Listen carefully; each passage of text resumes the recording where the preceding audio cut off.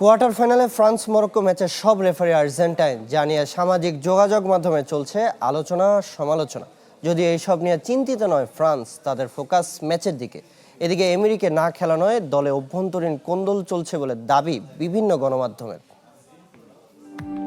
ভোগান্তি ভুলে চলে আসুন রিগালে, ওয়ারেন্টি সহ স্টাইলিশ কালেকশন নিয়ে রেডি রিগাল ফার্নিচার। আর্জেন্টিনা মিশর ম্যাচে রেফারিং বিতর্কের রেশ এখনো কাটেনি। সে আগুনে ঘি ঢেলেছে কোয়ার্টার ফাইনালের ফ্রান্স মরক্কো দ্বৈরথ, সেটাও রেফারি নিয়েই। শেষ আটে সেই হাই ভোল্টেজ লড়াইয়ে রেফারিদের নাম প্রকাশ করেছে ফিফা। 5 জনের প্রত্যেকে আর্জেন্টাইন, যে কারণে বিস্মিত অনেকে। কারণ এবারের আসরে এই প্রথম এক দেশের সব অফিসিয়াল দিয়ে ম্যাচ পরিচালিত হবে। যা নিয়ে সামাজিক মাধ্যমে চলছে আলোচনা সমালোচনা। কেউ প্রশ্ন তুলেছেন সব রেফারি এক দেশের হওয়া স্বাভাবিক কিনা, কেউ মজা করে কান্নাও করেছেন। আর্জেন্টিনাকে বিশ্বকাপ জেতাতে সব চেষ্টা করছে ফিফা, এমন কথাও বলছেন অনেকে। যদিও আর্জেন্টিনা মিশর আলোচিত ম্যাচের মূল রেফারি আবার ছিলেন ফ্রেঞ্চ, তা নিয়েও প্রশ্ন তুলেছিলেন কোচ লিওনেল স্কালোনি।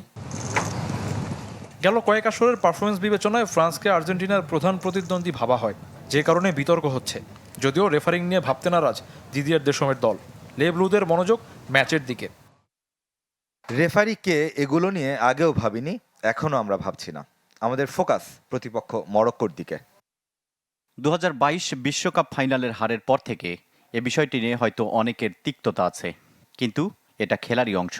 আমি মনে করি কোয়ার্টার ফাইনালে আর্জেন্টাইন রেফারিদেরকে যোগ্যতার কারণেই দায়িত্ব দেয়া হয়েছে। এবারের আসরে ফ্রান্স অপ্রতিরোধ্য হলেও দলে অভ্যন্তরীণ কোন্দল চলছে বলে খবর প্রকাশ করেছে বিভিন্ন সংবাদ মাধ্যম, যেখানে দাবি করা হয়েছে পিএসজি মিডফিল্ডার এমেরিকে না খেলা নয়, দিন দিন হতাশ হয়ে পড়ছেন তিনি। ঘরোয়া লিগে দারুণ ফর্মে ছিলেন 20 বছর বয়সী ফুটবলার। বৃহস্পতিবার রাতে বস্টন স্টেডিয়ামে ফ্রান্স মরক্কো মহারণ। শফিউদ্দিন শাওন, চ্যানেল 24।